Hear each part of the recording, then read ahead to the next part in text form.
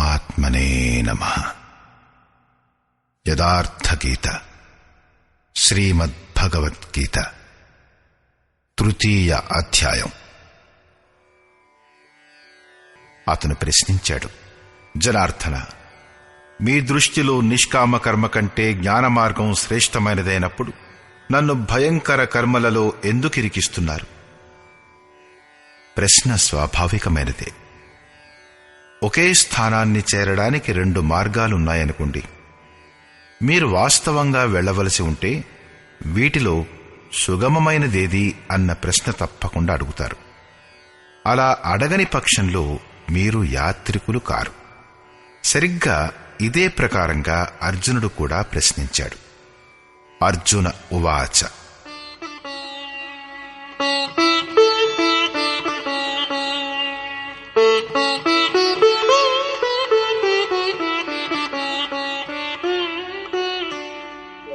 जायसी चेत् कर्मणस्ते मता बुद्धिर्जनार्दन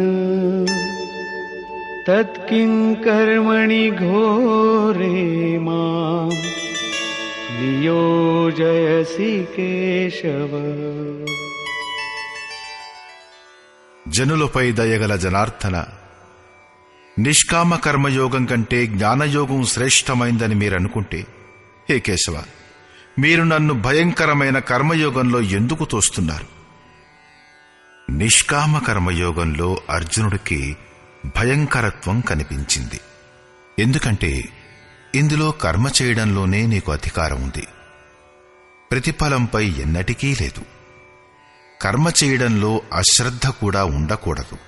నిరంతర సమర్పణ భావంతో కూడి యోగంపై దృష్టి ఉంచుతూ కర్మ చేస్తూనే ఉండాలి. కాని జ్ఞాన మార్గంలో ఓడిపోతే దైవత్వం, గెలిస్తే మహామహిమ స్థితి ఉన్నాయి. తన లాభనష్టాలను స్వయంగా చూసుకుంటూ ముందుకు వెళ్ళాలి. ఈ ప్రకారంగా అర్జునుడికి నిష్కామ కర్మయోగానికంటే జ్ఞానయోగం సరళంగా కనిపించింది. కాబట్టి అతను ఇలా నివేదించుకున్నాడు.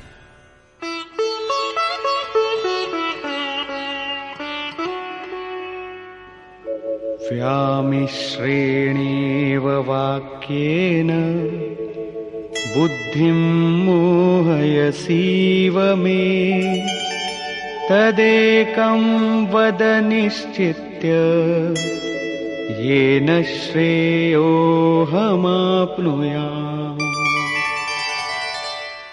మీరు ఈ కలగా పులగపు వచనాలతో నా బుద్ధిని మోహితం చేస్తున్నారు. మీరు నా బుద్ధి యొక్క మోహాన్ని తొలగించడానికి ప్రవృత్తులైనారు. అందుచేత వీటిలో ఒకదానిని నిశ్చయం చేసి దేనివల్లనైతే నాకు శ్రేయం కలుగుతుందో, పరమ కళ్యాణమైన మోక్షం లభిస్తుందో దానిని చెప్పండి. అప్పుడు శ్రీకృష్ణుడు ఇలా అంటాడు. శ్రీ భగవానువాచ. లోకేస్మిన్ ద్వివిధా నిష్ఠా పురా ప్రోక్తా మయా నఘ జ్ఞానయోగేన సాంఖ్యానాం కర్మయోగేన యోగినాం. నిష్పాపుడవైన అర్జున, ఈ ప్రపంచంలో సత్య శోధనకై 2 మార్గాలను గురించి ముందే చెప్పడమైనది. ముందే అంటే తాత్పర్యం ఎప్పుడో సత్యయుగంలోనో లేక త్రేతాయుగంలోనో కాదు, కాని దాని గురించి 2వ అధ్యాయంలో చెప్పబడింది. జ్ఞానుల కోసం జ్ఞాన మార్గం, యోగుల కోసం నిష్కామ కర్మ మార్గం అని చెప్పబడింది. 2 మార్గాలలోనూ కర్మ చెయ్యవలసిందే. కర్మ అనివార్యమైనది.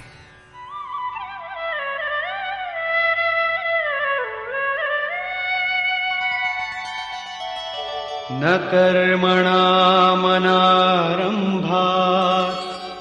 నైష్కర్మ్యం పురుషోష్ణుతే న చ సన్యసనాదేవ సిద్ధిం సమధిగచ్చతి. అర్జున, మనుష్యుడు కర్మలను ఆరంభం చేయకపోవడం వలన నిష్కర్మత అనే అంతిమ స్థితిని పొందడు. ఆరంభం చేసిన క్రియను త్యజించుట వలన భగవత్ప్రాప్తి రూపమైన పరమ సిద్ధిని పొందడు. ఇప్పుడు నీకు జ్ఞాన మార్గం నచ్చినా లేక నిష్కామ కర్మ మార్గం నచ్చినా రెండింటిలోనూ కర్మను చేయవలసిందే. సాధారణంగా ఈ స్థలంలో లోకులు భగవత్పదంలో సంక్షిప్త మార్గానికై లేక రక్షణకై వెతుకుతూ ఉంటారు. కర్మ ఆరంభం చెయ్యనేలేదు, అయిపోయినాడయ్యా నిష్కర్ముడు, ఇలాంటి భ్రాంతి ఉండకూడదు. కాబట్టి కర్మను ప్రారంభం చెయ్యకుండానే నిష్కర్మతా భావన లభించదని శ్రీకృష్ణుడు నొక్కి వక్కాణించాడు. శుభాశుభ కర్మలు ఎక్కడ అంతమవుతాయో ఆ నిష్కర్మతా స్థితిని కర్మ చేయడం వలనే పొందవచ్చును. ఇదే ప్రకారంగా చాలామంది అంటారు, మేం జ్ఞానమార్గపు పథికులం, జ్ఞానమార్గంలో కర్మ లేనేలేదు అని. అలా అనుకుని కర్మను వదిలిపెట్టేవారు జ్ఞానులు కారు. ఆరంభం చేసిన క్రియను త్యజించినంత మాత్రానే ఎవరూ భగవత్ సాక్షాత్కార రూపమైన పరమసిద్ధిని పొందరు. ఎందుకంటే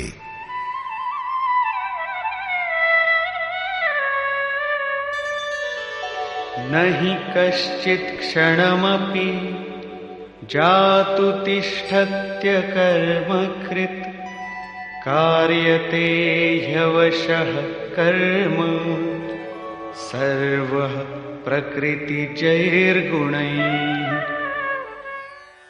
ఏ పురుషుడైనా సరే ఏ కాలంలోనూ కూడా క్షణమాత్రం కూడా కర్మ చెయ్యకుండా ఉండలేడు. ఎందుకంటే పురుషులందరూ ప్రకృతి నుంచి ఉత్పన్నమైన గుణాల ద్వారా వివశులై కర్మ చేస్తారు. ప్రకృతి నుంచి ఉత్పన్నమైన గుణాలు జీవించి ఉన్నంత వరకు ఏ పురుషుడు కూడా కర్మ చెయ్యకుండా ఉండలేడు. 4వ అధ్యాయం 33వ 37వ శ్లోకాల్లో శ్రీకృష్ణుడు ఇలా అంటాడు, యావన్మాత్రమైన కర్మలు జ్ఞానంలో సమాప్తమైపోతాయి. జ్ఞానరూపమైన అగ్ని పూర్తిగా కర్మలను భస్మం చేస్తుంది. ఇక్కడ శ్రీకృష్ణుడు అంటాడు, కర్మ చెయ్యకుండా ఎవరూ ఉండరు. నిజానికి ఆ మహాపురుషుడు ఏం చెప్పాలనుకుంటున్నాడు? అతని ఆశయమేమిటంటే, యజ్ఞం చేస్తూ చేస్తూ 3 గుణాల నుండి అతీతమైపోయినప్పుడు మనస్సు యొక్క విలీనం మరియు పరమాత్ముని సాక్షాత్కారంతో పాటు యజ్ఞం యొక్క పరిణామం వెలువడుతున్నప్పుడు కర్మ నశించిపోతుంది.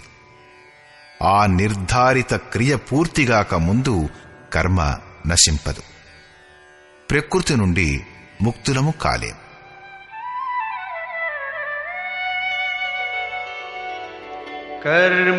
కర్మేంద్రియాణి సంయమ్య య ఆస్తే మనసా స్మరన్ ఇంద్రియార్థాన్ విమూఢాత్మా మిథ్యాచార స ఉచ్యతే. ఇంత చెప్పినా కూడా కర్మేంద్రియాలను మొండిగా నిరోధించి ఇంద్రియాల భోగాలను మనస్సులో స్మరించేవారు మరీ మూఢులు, మిథ్యాచారు, డంబాచారు, అంతేకాని జ్ఞానులు కారు. ఇదేం నిరూపిస్తోందంటే కృష్ణుని కాలంలో కూడా ఇలాంటి మూఢాచారాలు ఉండేవన్నమాట. చేయయోగ్యమైన క్రియను వదిలి ఇంద్రియాలను మొండిగా నిరోధించేవారిని, నేను జ్ఞానిని, పూర్ణుడిని అని అనేవారిని ధూర్తులని శ్రీకృష్ణుడంటున్నాడు. జ్ఞానమార్గం నచ్చినా లేక నిష్కామ కర్మయోగం నచ్చినా 2 మార్గాలలోనూ కర్మ చెయ్యవలసిందే. యస్త్వింద్రియాణి మనసా నియమ్యారభతేర్జున కర్మేంద్రియైః కర్మయోగం అసక్తః స విశిష్యతే. అర్జున, ఏ పురుషుడైతే మనస్సు ద్వారా ఇంద్రియాలను వశం చేసుకుని ఎప్పుడైతే మనస్సులో కూడా కోరికలను స్మరించడో సర్వదా అనాసక్తుడై కర్మేంద్రియాలతో కర్మయోగాన్ని ఆచరిస్తాడో అతను శ్రేష్ఠుడు. కర్మ ఆచరించాలన్నది అర్థమైంది. కాని ఇప్పుడు మిగిలి ఉన్న ప్రశ్న, ఏ కర్మ చెయ్యాలి? శ్రీకృష్ణుడు ఇలా అంటాడు: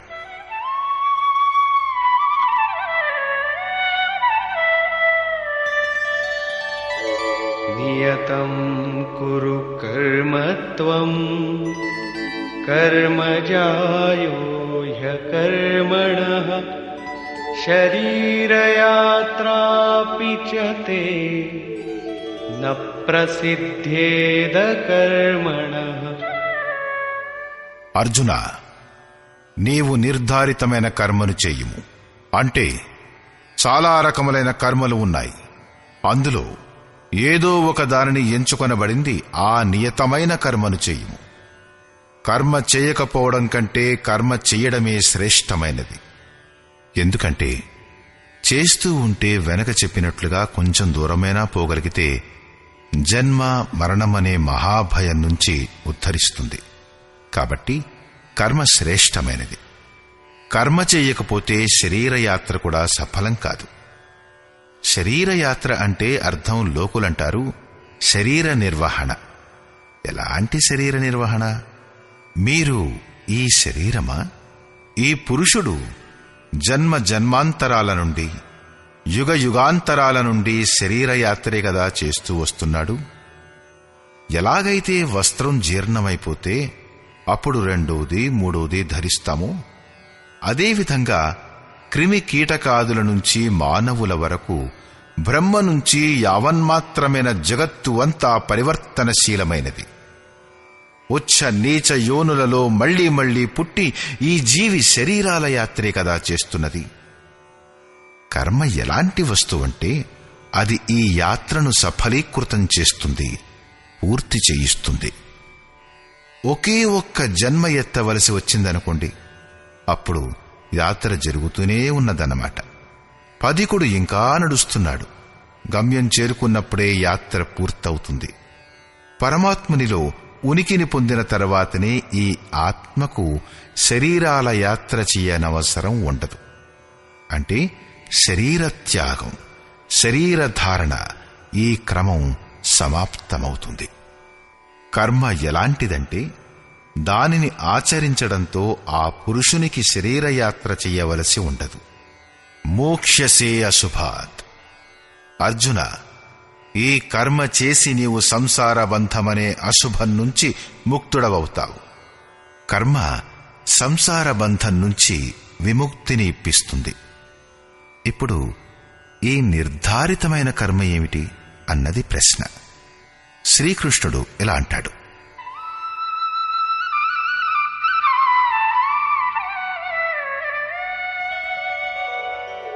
యజ్ఞార్థాత్ కర్మణోన్యత్ర లోకోయం కర్మబంధనః తదర్థం కర్మ కౌంతేయ ముక్తసంగ సమాచర. అర్జున, యజ్ఞ ప్రక్రియే కర్మ.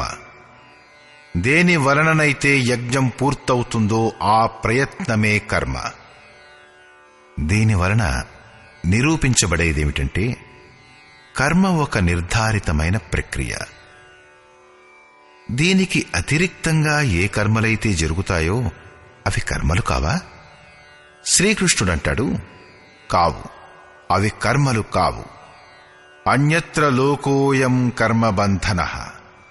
ఈ యజ్ఞం యొక్క ప్రక్రియ కాకుండా ప్రపంచంలో జరుగునదేదైనా జగత్తు అంతయు దేనిలోనైతే రాత్రింబగళ్ళు వ్యస్తమై ఉంటుందో అది ఈ లోకం యొక్క ఒక బంధనమే గాని కర్మ కాదు.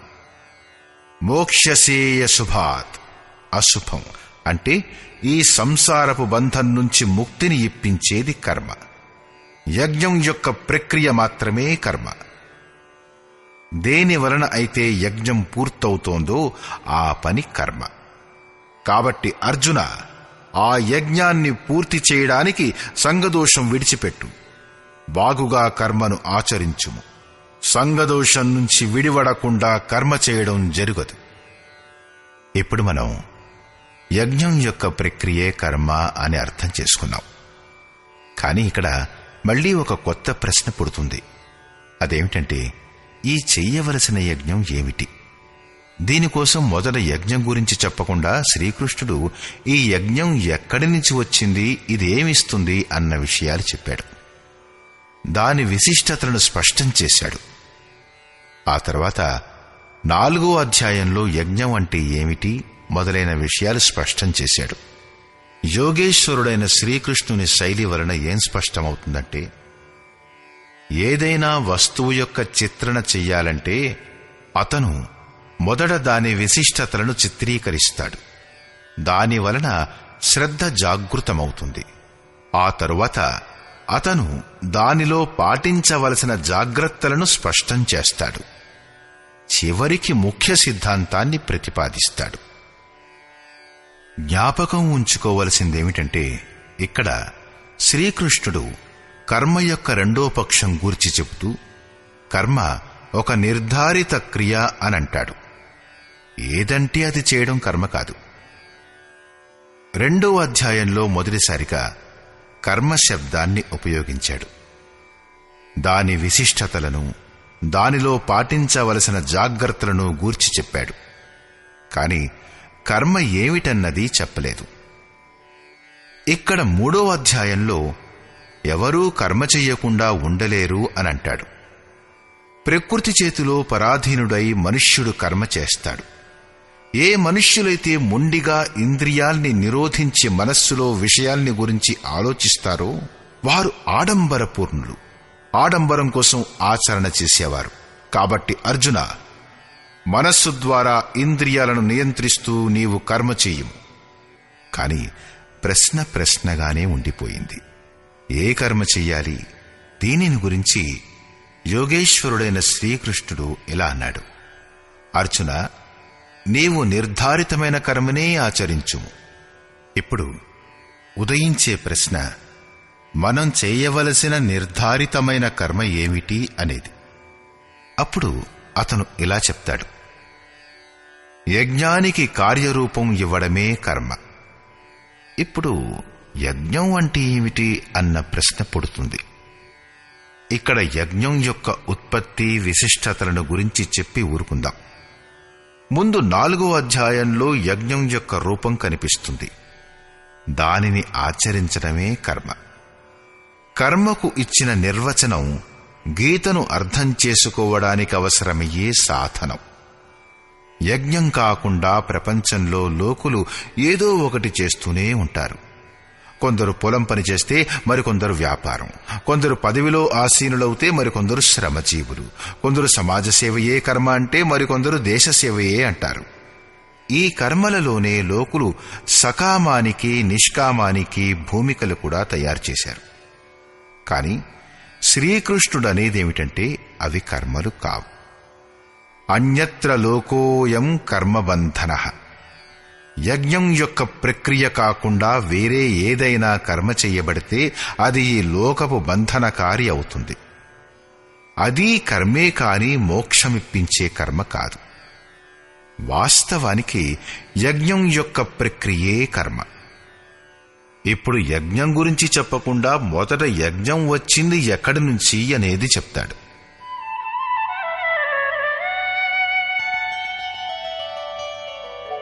సహయజ్ఞాః ప్రజా సృష్ట్వా పురోవాచ ప్రజాపతిః అనేన ప్రసవిష్యధ్వం ఈశవోస్త్విష్టకామధు.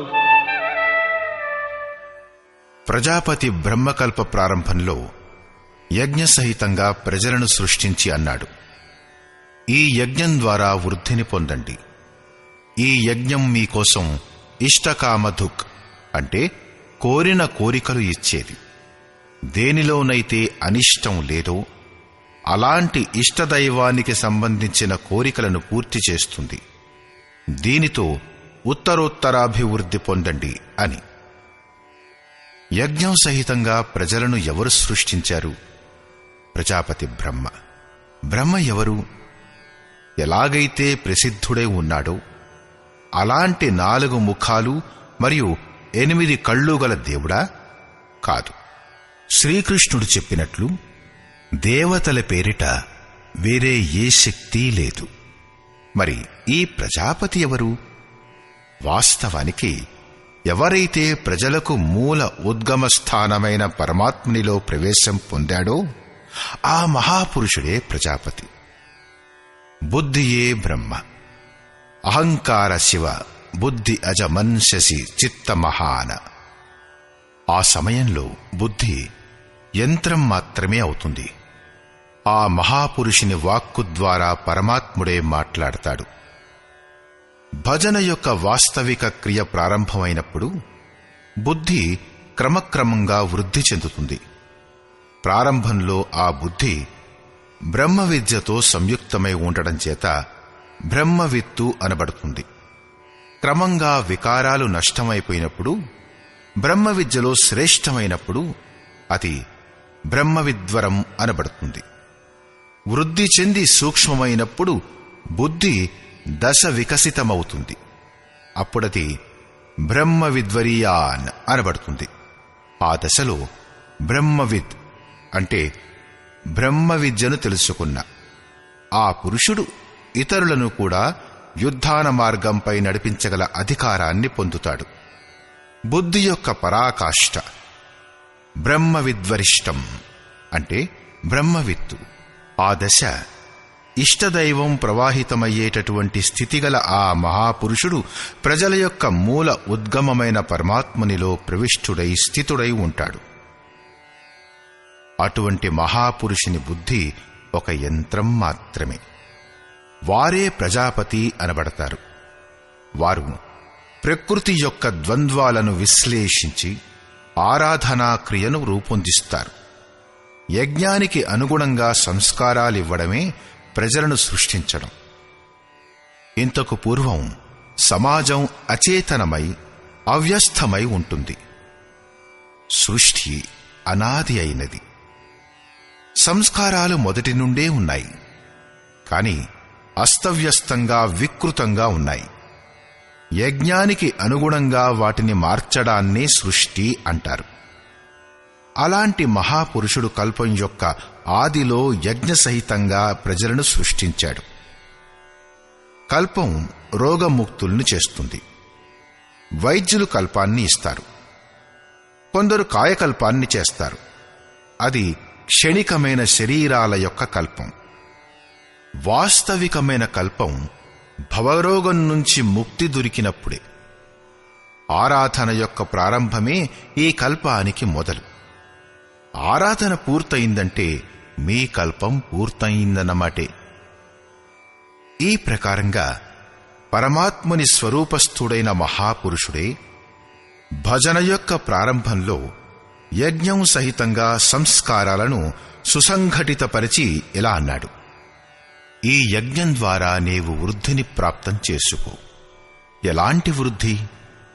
పూరిల్లు పెంకుటిల్లుగా మారిపోతుందా? రాబడి పెరుగుతుందా? కాదు. యజ్ఞం ఇష్టకామదుక్, ఇష్టుని సంబంధమైన కోరికలను నెరవేరుస్తుంది. ఇష్టదైవం ఒక్క పరమాత్ముడే.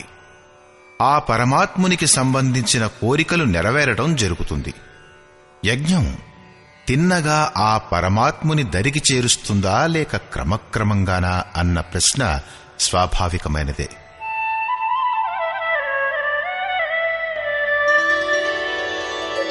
దేవాన్ భావయతానేన తే దేవా భావయంతు వః పరస్పరం భావయంతః శ్రేయః పరమవాప్స్యథ. ఈ యజ్ఞం ద్వారా దేవతలను వృద్ధి చేయుము అంటే దైవీ సంపదను వృద్ధిపరచుము. ఆ దేవతలు మిమ్ములను ఉన్నతం చేస్తారు. ఈ ప్రకారంగా పరస్పరం వృద్ధి చేసుకుంటూ ఆ పరమశ్రేయం దేని తరువాత ఇంకేదీ పొందవలసింది మిగిలి ఉండదో అటువంటి పరమ కళ్యాణాన్ని పొందుము. ఎలా మనం యజ్ఞంలో ప్రవేశం పొందుతామో అలా హృదయదేశంలో దైవీ సంపద ఆర్జితమవుతూ ఉంటుంది. పరమదేవుడు ఏకమాత్ర పరమాత్ముడే. ఆ పరమదేవునిలో ప్రవేశం ఇప్పించే సంపదను, అంతఃకరణంలోని సజాతీయ ప్రవృత్తులను దైవీ సంపద అంటారు. అది పరమదేవుణ్ణి సాధ్యపరుస్తుంది కాబట్టి దైవీ సంపద అనబడుతుంది. కాని ప్రజలు కల్పించుకున్న బయటి దేవతలు, రాళ్ళు, నీళ్లు మొదలైనవి కావు. యోగేశ్వరుడైన శ్రీకృష్ణుని మాటలలో వాటికి ఎలాంటి అస్తిత్వమూ లేదు. ఇంకా ఇలా అంటాడు: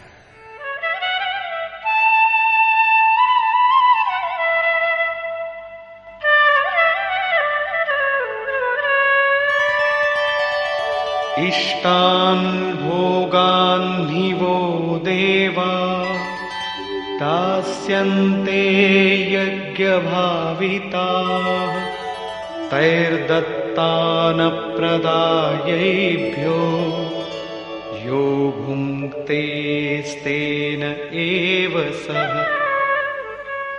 యజ్ఞం ద్వారా సంబంధితులైన దేవతలు అంటే దైవీ సంపద మీకు ఇష్టాన్ భోగాన్ హిదాస్యంతే.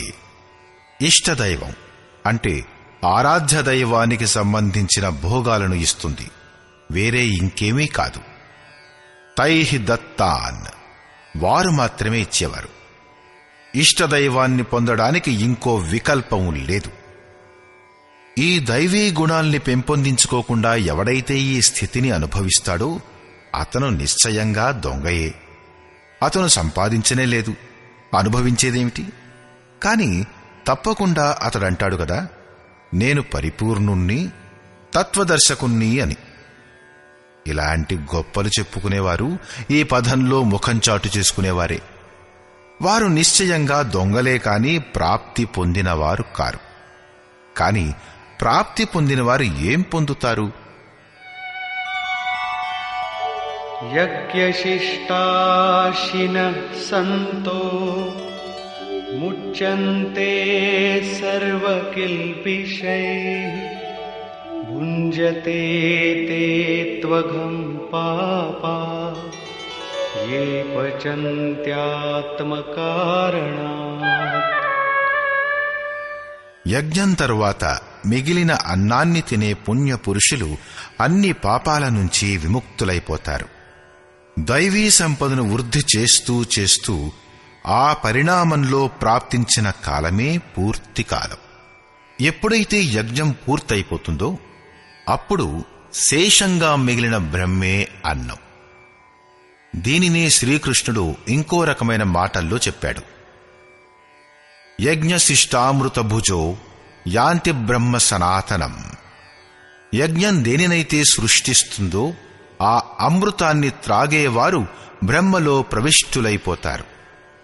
ఇక్కడ అతనిలా అంటాడు: యజ్ఞం తరువాత శేషంగా మిగిలే అమృతాన్ని అంటే బ్రహ్మపీయూషాన్ని త్రాగేవారు అన్ని పాపాల నుంచి విముక్తులైపోతారు. సాధుజనులైతే ముక్తులైపోతారు. కాని పాపులు మోహం ద్వారా ఉత్పన్నమైన శరీరాల కోసం దానిని జీర్ణం చేసుకుంటారు. వారు పాపాన్ని తింటారు. వారు భజన కూడా చేస్తారు, ఆరాధన అంటే తెలుసుకున్నారు, అందులో అగ్రేసరులు కూడా అయ్యారు. కాని బదులుగా ఆత్మ కారణాత్ శరీరం కోసం మరియు శరీరానికి సంబంధించి ఏదైనా దొరకాలని ఒక తీయని కోరిక పుడుతుంది. వారికి దొరకడమైతే దొరుకుతుంది, కాని దాన్ని అనుభవించిన తర్వాత తాము అక్కడే ఉండడం గుర్తిస్తారు. ఇంతకన్నా పెద్ద నష్టం ఏముంటుంది? ఈ శరీరమే నశ్వరమైనప్పుడు దాని సుఖభోగాలు ఎంతవరకు తోడుంటాయి? వారు ఆరాధననైతే చేస్తారు, కాని బదులుగా పాపాన్నే తింటారు. పలటి సుధాతే సట్ విషలేయి. ఆ మూర్ఖులు అమృతానికి బదులుగా విషం తీసుకుంటారు. వారు నష్టం కారు, కాని ముందడుగు వేయలేరు. కాబట్టే శ్రీకృష్ణుడు నిష్కామ భావనతో కర్మ చేయడాన్ని సమర్థించాడు.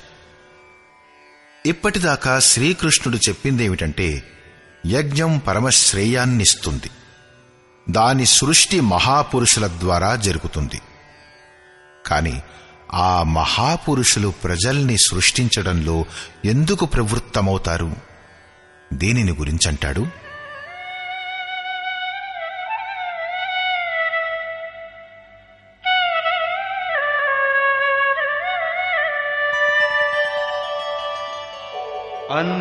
अन्नाद्भवन्ति भूतानि पर्जन्यादन्नसम्भवः यज्ञाद्भवति पर्जन्यो यज्ञः कर्म समुद्भवः कर्म ब्रह्मोद्भवं विद्धि ब्रह्माक्षरसमुद्भवम् तस्मात् सर्वगतं ब्रह्म नित्यं यज्ञे प्रतिष्ठितम्. సమస్త ప్రాణులు అన్నం నుంచి ఉత్పన్నమవుతాయి. అన్నం బ్రహ్మవ్యజానాత్. అన్నం పరమాత్ముడే.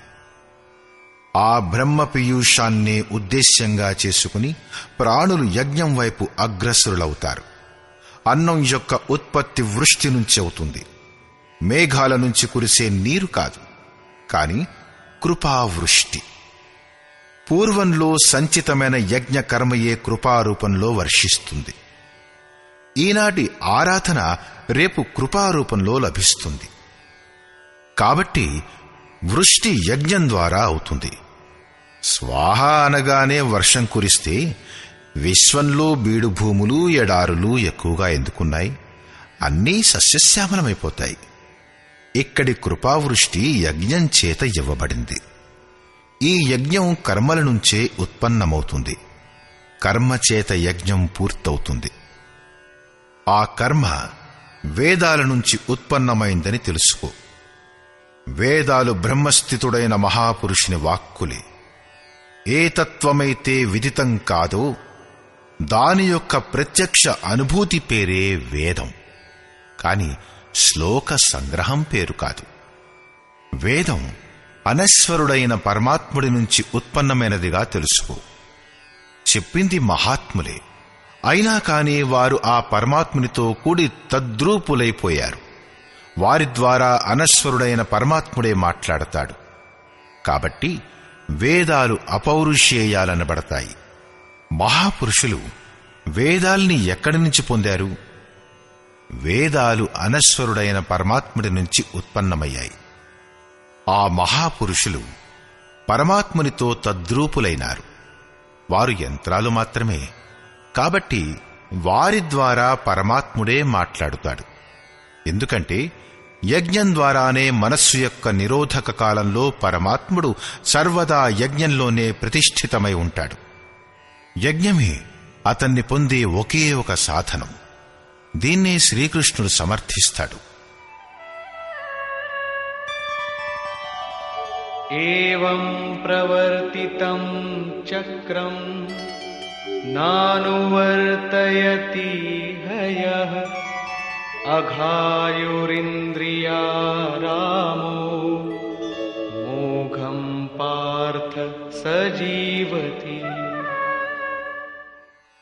హే పార్థ, ఏ పురుషుడైతే ఈ లోకంలో మనుష్య శరీరాన్ని పొంది ఈ ప్రకారంగా నడిపించే సాధన చక్రానికి అనుగుణంగా ప్రవర్తించడో, అంటే దైవీ సంపద యొక్క ఉత్కర్ష, దేవతల యొక్క వృద్ధి మరియు పరస్పర వృద్ధి ద్వారా అక్షరధాముణ్ణి ఉపాసించడం, అలా ఈ క్రమానికి అనుగుణంగా ప్రవర్తించడో, ఇంద్రియాలకు విశ్రామం కోరేవాడైన ఆ పాపాత్ముడైన పురుషుడు వ్యర్థంగా జీవిస్తాడు. మిత్రులారా, యోగేశ్వరుడైన శ్రీకృష్ణుడు 2వ అధ్యాయంలో కర్మపదాన్ని ఉపయోగించాడు. మరి ఈ అధ్యాయంలో చెప్పాడు, నియమించిన కర్మ చెయ్యి. యజ్ఞం యొక్క ప్రక్రియే కర్మ. ఇది కాకుండా ఇంకేది చేసినా అది ఈ లోకం యొక్క బంధమే.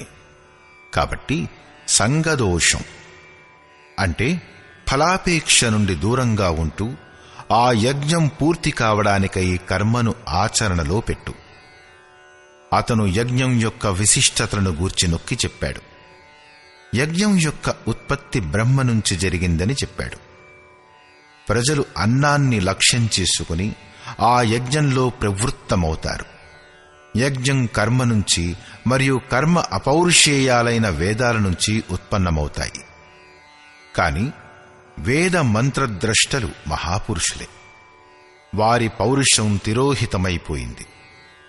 అది జరగడంతోనే ఆ అవినశ్వరుడైన పరమాత్ముడే శేషంగా మిగిలిపోయాడు. కాబట్టి వేదాలు పరమాత్మ నుంచే ఉత్పన్నమయ్యాయి. సర్వవ్యాపి అయిన పరమాత్ముడు యజ్ఞంలో సర్వదా ప్రతిష్ఠితమై ఉంటాడు. ఈ సాధనా చక్రానికి అనుగుణంగా ఎవడైతే ప్రవర్తించడో ఆ పాపాత్ముడైన పురుషుడు ఇంద్రియ సుఖాన్ని కోరుకునేవాడు, వ్యర్థంగా జీవిస్తాడు.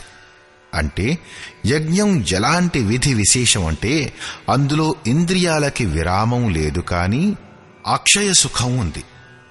ఇంద్రియాల నియంత్రణతో పాటు కర్మ చెయ్యడానికై ఉద్యుక్తుడయ్యే విధానం ఉంది. ఇంద్రియాల విరామం కోరుకునేవాడు పాపాత్ముడు. ఇప్పటి వరకు శ్రీకృష్ణుడు యజ్ఞం ఏమిటన్నది చెప్పలేదు. కాని యజ్ఞం చేస్తూనే ఉంటామా, లేక దీనికెప్పుడైనా అంతం కూడా ఉంటుందా? దీనిని గురించి యోగేశ్వరుడు ఇలా అంటాడు.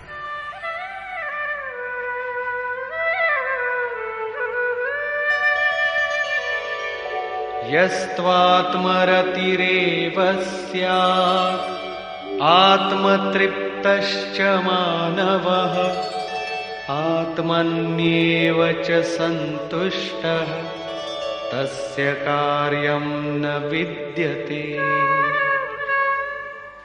కాని ఏ పురుషుడైతే ఆత్మలోనే రతుడై ఆత్మతృప్తుడై ఆత్మలోనే సంతుష్టుడై ఉంటాడో అతనికి ఇంకే కర్తవ్యం మిగిలి ఉండదు. ఇదే లక్ష్యం కదా. ఎప్పుడైతే అవ్యక్తమైన సనాతనమైన అనస్వరమైన ఆత్మతత్వం ప్రాప్తమవుతుందో ఇంకా దేన్ని గురించి వెతకాలి? అలాంటి పురుషునికి కర్మ యొక్క ఆవశ్యకత లేదు, ఆరాధన యొక్క అవసరమూ లేదు. ఆత్మ మరియు పరమాత్మ ఒకదానికొకటి పర్యాయాలు. దీనినే మళ్లీ వివరిస్తాడు. నైవ తస్య కృతేనార్థో నా కృతేనేహ కశ్చన న చాస్య సర్వభూతేషు కశ్చిదర్థవ్యపాశ్రయః. ఈ ప్రపంచంలో అలాంటి పురుషుడు కర్మ చెయ్యుట వలన లాభం లేదు, చేయకపోవటం వలన నష్టము లేదు. అతనికి సర్వ ప్రాణులతో ఏ విధమైన స్వార్థ సంబంధం ఉండదు.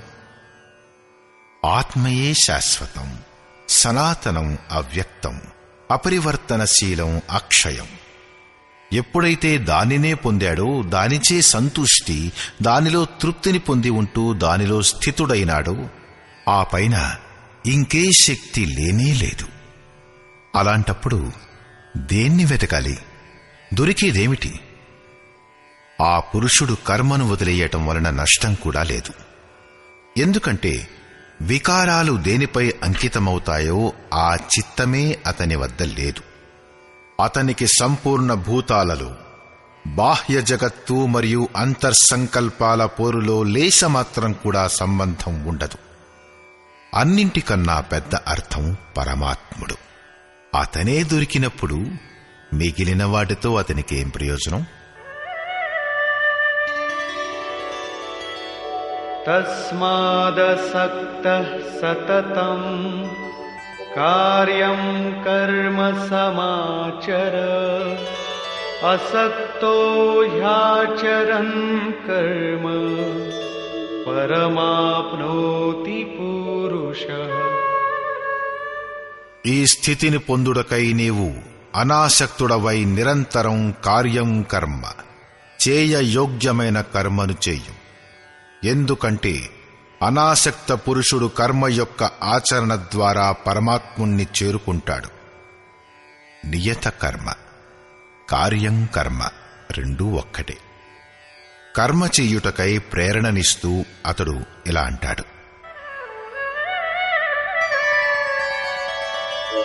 कर्मणैव हि संसिद्धिम् आस्थिता जनकादयः लोकसङ्ग्रहमेवापि सम्पश्यन् कर्तुमर्हसि. జనకుడు అంటే జనక మహారాజు కాదు, జన్మదాతను జనకుడని అంటారు. యోగమే జనకుడు. మీ స్వరూపానికి జన్మనిస్తుంది, ప్రకటిస్తుంది. యోగంతో సంయుక్తుడైన ప్రతి మహాపురుషుడు జనకుడే. ఇలాగా యోగ సంయుక్తులైన చాలామంది ఋషులు జనకాదయ, జనకుడు ఇత్యాది జ్ఞానులైన మహాపురుషులు కూడా కర్మణా ఏవై సంసిద్ధిం, కర్మల ద్వారానే పరమసిద్ధిని పొందారు. పరమసిద్ధి అంటే పరమతత్వమైన పరమాత్ముని యొక్క ప్రాప్తి. జనకుడు మొదలైన మహర్షులందరూ ఈ కార్యం కర్మ, యజ్ఞం యొక్క ప్రక్రియ ద్వారా ఈ కర్మను చేస్తూనే సంసిద్ధిం, పరమసిద్ధిని పొందారు. కాని పొందిన తరువాత కూడా లోక కళ్యాణాన్ని దృష్టిలో ఉంచుకుని కర్మ చేశారు, లోకహితాన్ని కోరుకుంటూ కర్మ చేశారు. కనుక నీవు కూడా దీనిని పొందిన తరువాత లోకనాయకుడవుటకై కార్యం కర్మ చేయ యోగ్యుడవే. ఎందుకు? ఇప్పుడే శ్రీకృష్ణుడన్నాడు, పరమాత్ముడిని చేరిన మహాపురుషులకి కర్మ చేయడం వలన లాభం లేదు, వదిలివేస్తే నష్టం లేదు. అయినాగాని లోకహిత వ్యవస్థ కోసం వారు నియత కర్మని ఆచరిస్తారు.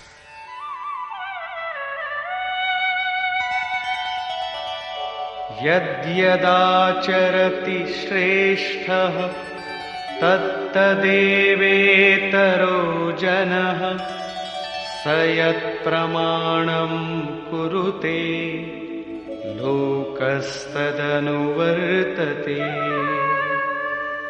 శ్రేష్ఠులైన పురుషులు ఎలా ఆచరణ చేస్తారో అన్యజనులు కూడా అతనిని అనుసరించే చేస్తారు. ఆ మహాపురుషుడు దేనిని ప్రమాణముగా చేస్తాడో ప్రపంచం దాన్ని అనుసరిస్తుంది. మొదట శ్రీకృష్ణుడు స్వరూపంలో స్థితులైన ఆత్మతృప్తులైన మహాపురుషులు ఉండే పద్ధతిని గూర్చి నొక్కి చెప్పి, వారికి కర్మ చేయడం వలన లాభం లేదు, వదిలివేయడం వలన హాని లేదు, అయినా కాని జనకాదులు కర్మలో వ్యవహరిస్తారు అంటూ ఆ మహాపురుషులతో మెల్లగా తనను సమానం చేసుకుంటాడు. నేను కూడా ఒక మహాపురుషుణ్ణే అని.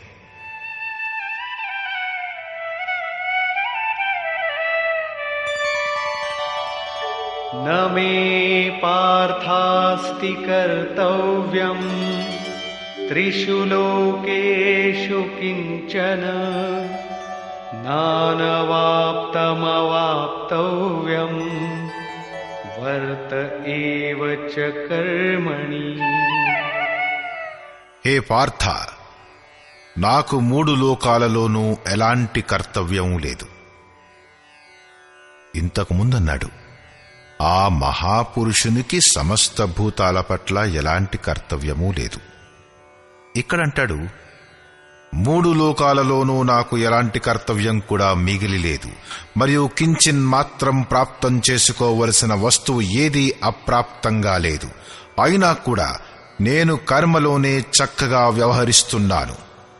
ఎందుకని? యదిహం న వర్తేయం జాతు కర్మణ్యతంద్రితః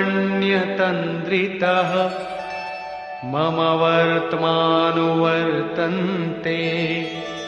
మనుష్యాః పార్థ సర్వశః. ఎందుకంటే నేను గనుక సావధానుడనై సరిగా కర్మలో వ్యవహరించకపోతే మనుష్యులు నా ఆచరణకి అనురూపముగా వ్యవహరించడం మొదలు పెడతారు. అంటే మిమ్మల్ని అనుకరించడం తప్ప? శ్రీకృష్ణుడంటాడు, తప్పే. उत्सीदेयुरिमे लोका न कुर्यां कर्म चेदहम् शङ्करस्य च कर्ता स्याम् ఉపహన్యామిమాః ప్రజా. నేను గనుక సావధానుడనై కర్మ చెయ్యకపోతే ఈ లోకాలన్నీ భ్రష్టములైపోతాయి. మరియు సంకరస్య వర్ణ సంకరాన్ని కలిగించిన వాడినవుతాను, ప్రజలందరినీ చంపిన వాడినవుతాను. స్వరూపంలో స్థితుడైన మహాపురుషుడు జాగ్రత్త వహించి ఆరాధనా క్రమంలో పాల్గొనకపోతే ఈ సమాజం అతణ్ణి అనుకరించి భ్రష్టమైపోతుంది. మహాపురుషుడు ఆరాధనను పూర్తి చేసి పరమ నైష్కర్మ్య స్థితిని పొందాడు. అతను కర్మ చేయకపోతే అతనికెలాంటి హాని లేదు. కాని సమాజం ఇంకా ఆరాధనని ఆరంభం చెయ్యనేలేదు. తన వెనుకనున్న వారికి మార్గదర్శనం చెయ్యడానికి మహాపురుషుడు కర్మ చేస్తాడు. నేను కూడా చేస్తాను అంటే శ్రీకృష్ణుడు ఒక మహాపురుషుడు. అంతేకాని వైకుంఠం నుంచి వచ్చిన ఎవరో విశిష్ట భగవంతుడు కాడు. అతనేమన్నాడంటే, మహాపురుషుడు లోకహితానికై కర్మ చేస్తాడు, నేను కూడా చేస్తాను.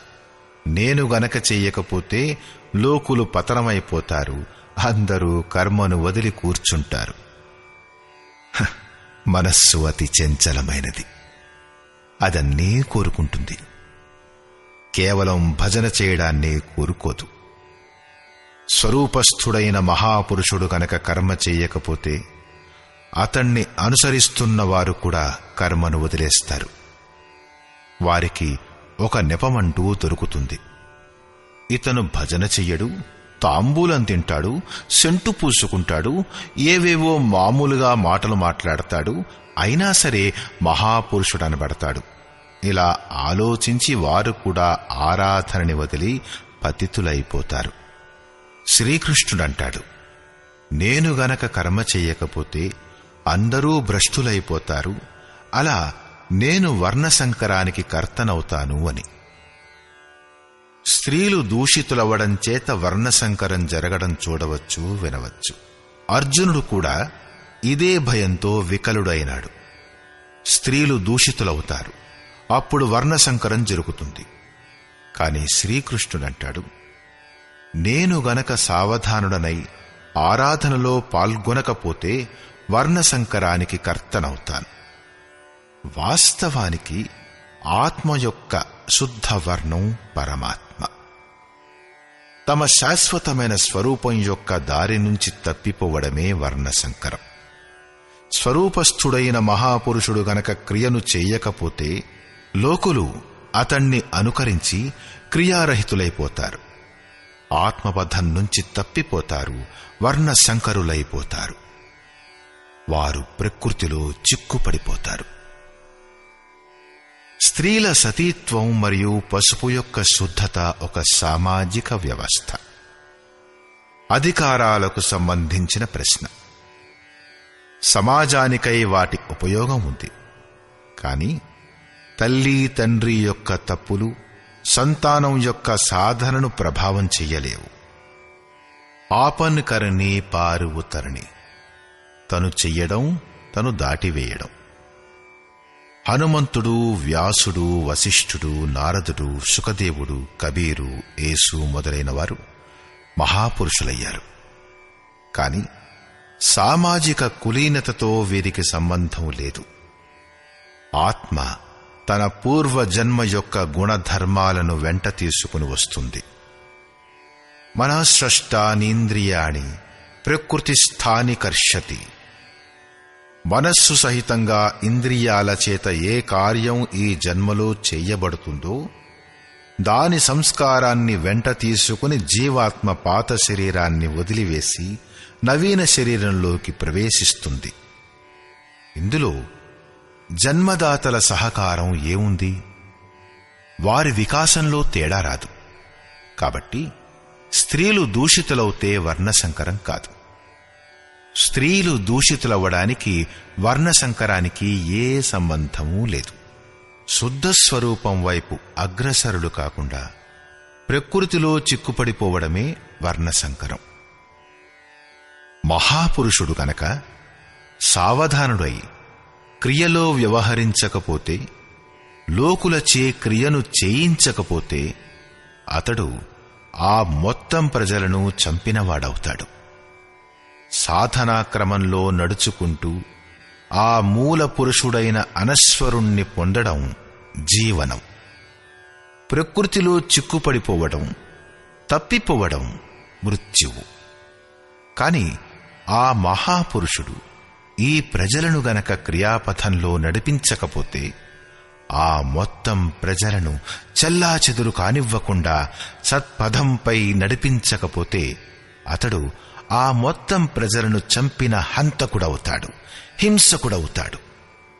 క్రమంగా నడిపిస్తూ ఎవడైతే తీసుకెళ్తాడో అతనే శుద్ధ అహింసకుడు.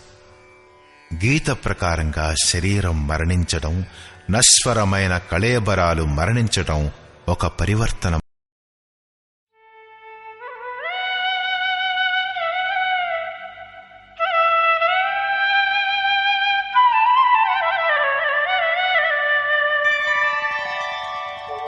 सक्ताः कर्मण्य विद्वांसो यथा कुर्वन्ति भारत कुर्याद् विद्वांस्तथा सक्तः चिकीर्षुर्लोकसंग्रहम्. హే భారత, హే అర్జున, కర్మలో ఆసక్తులైన అజ్ఞానులు ఎలాగైతే కర్మ చేస్తారో అలాగే అనాసక్తులైన విద్వాంసులు, పూర్ణ జ్ఞానులు కూడా లోకుల హృదయంలో ప్రేరణనిస్తూ వారి కళ్యాణం కోరుతూ కర్మ చెయ్యాలి. యజ్ఞం యొక్క విధి తెలుసుండి యజ్ఞం చేస్తూ కూడా మనం అజ్ఞానులం. జ్ఞానం అంటే అర్థం ప్రత్యక్షంగా తెలుసుకోవడం. ఎప్పటి వరకైతే మనం ఆరాధ్య దైవానికి వేరుగా ఉంటామో అప్పటి వరకు అజ్ఞానం ఆవరించుకుని ఉంటుంది. ఎప్పటి వరకు అజ్ఞానం ఉంటుందో అప్పటి వరకు కర్మలో ఆసక్తి ఉంటుంది. అజ్ఞానుడు ఎంత ఆసక్తితో ఆరాధన చేస్తాడో అనాసక్తుడు కూడా అంతే. ఎవరికైతే కర్మల వలన ప్రయోజనం లేదో వారికి ఆసక్తి ఎందుకుంటుంది? అలాంటి పూర్ణ జ్ఞానం గల మహాపురుషుడు కూడా లోకహితానికై కర్మ చెయ్యాలి. దైవీ సంపదలను వృద్ధి చెయ్యాలి. దానివలన సమాజం ఆ మార్గంపై నడుస్తుంది.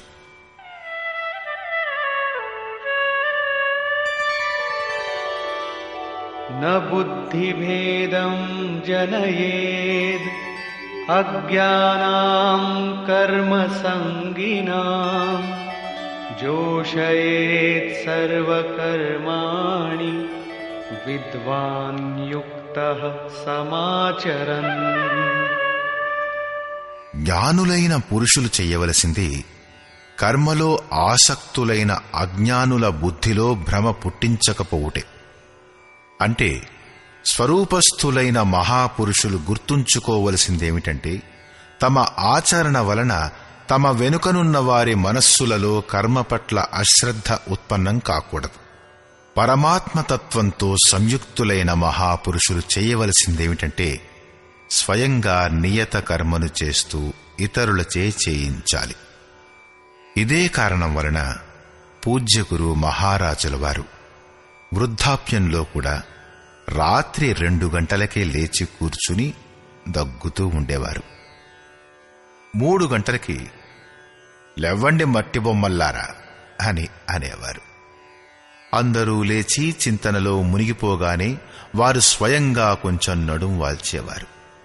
కొంచెం సేపైన తర్వాత లేచి కూర్చుని వారిలా అనేవారు, గురువుగారు నిద్రపోయారని అనుకుంటున్నారా?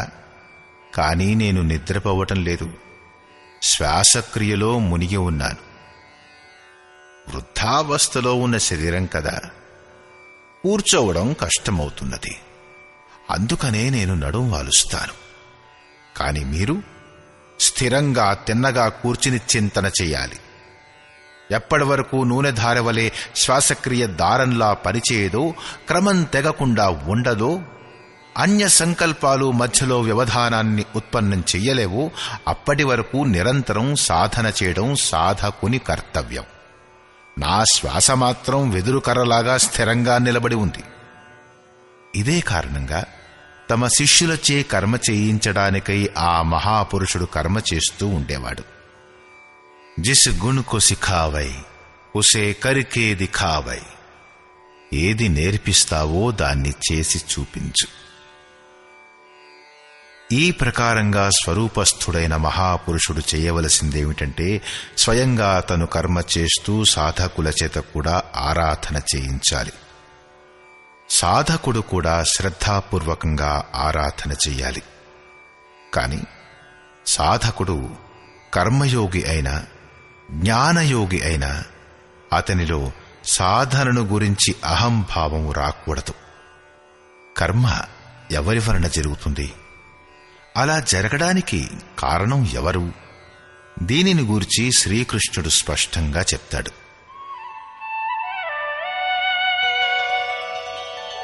ప్రకృతే క్రియమాణాని గుణైః కర్మాణి సర్వశః అహంకార విమూఢాత్మా కర్తాహమితి మన్యతే.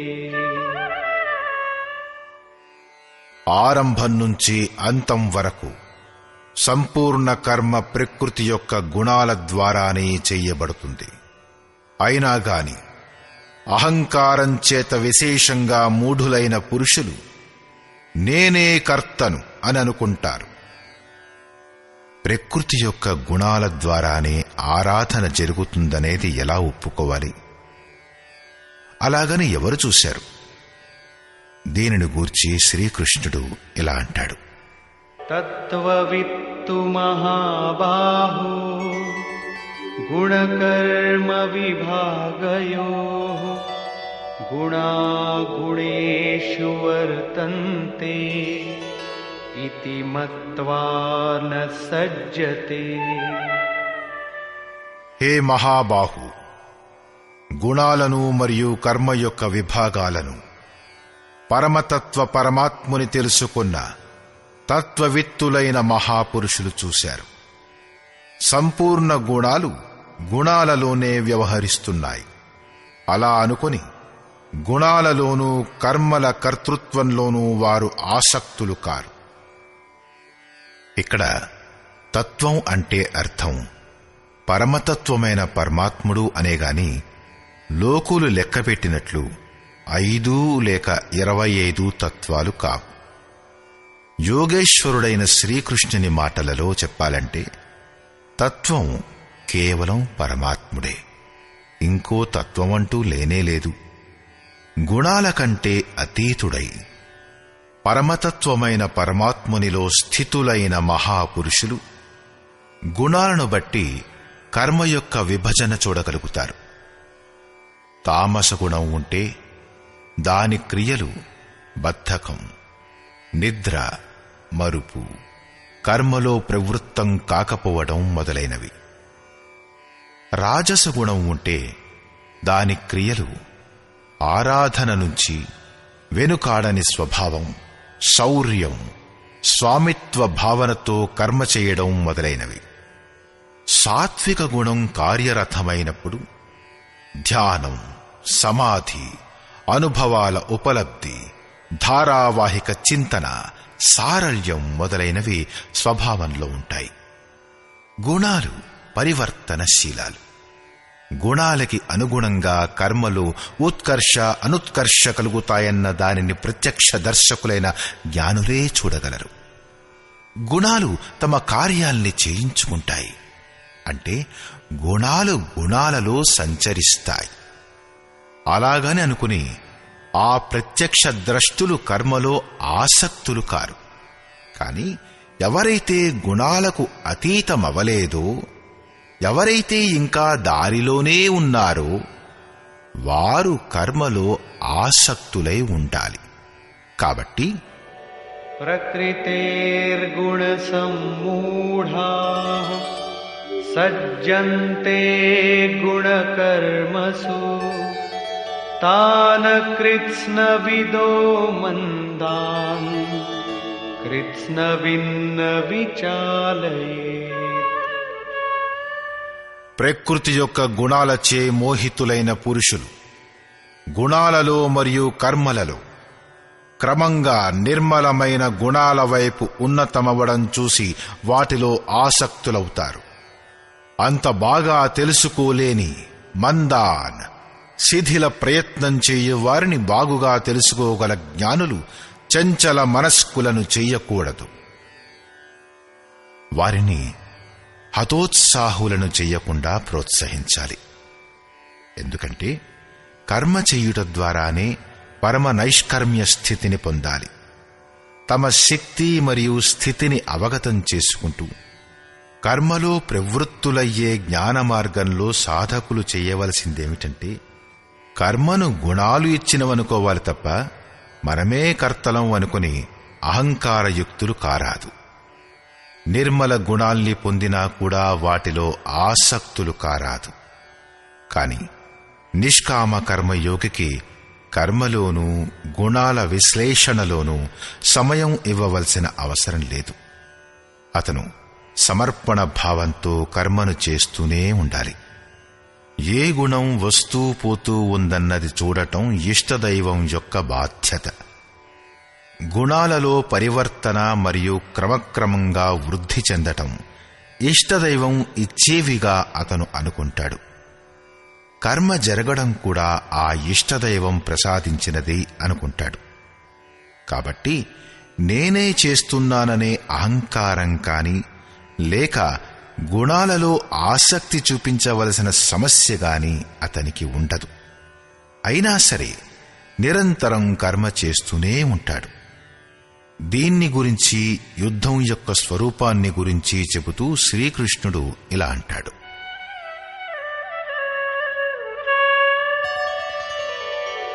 మయి సర్వాణి కర్మాణి సన్యస్యాధ్యాత్మచేతసా నిరాశీర్నిర్మమో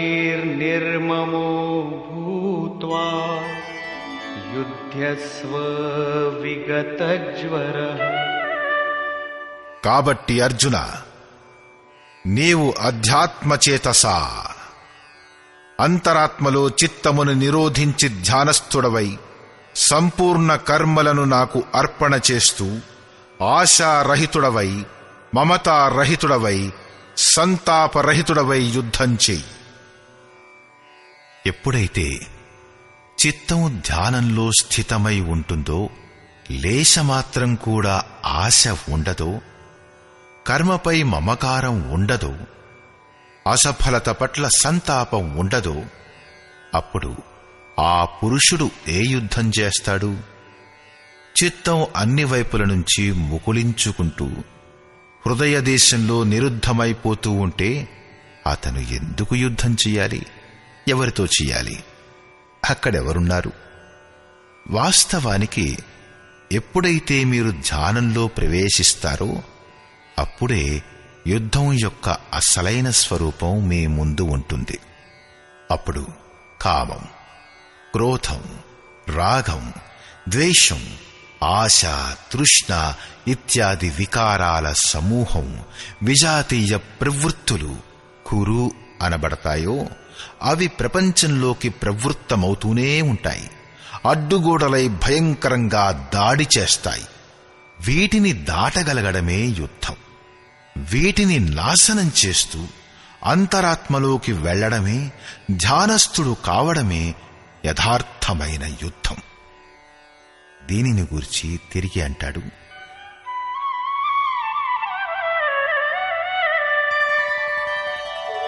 ఏ మే మతమిదం నిత్యం అనుతిష్ఠంతి మానవాః శ్రద్ధావంతో న సూయంతో ముచ్యంతే తేపి కర్మభిః.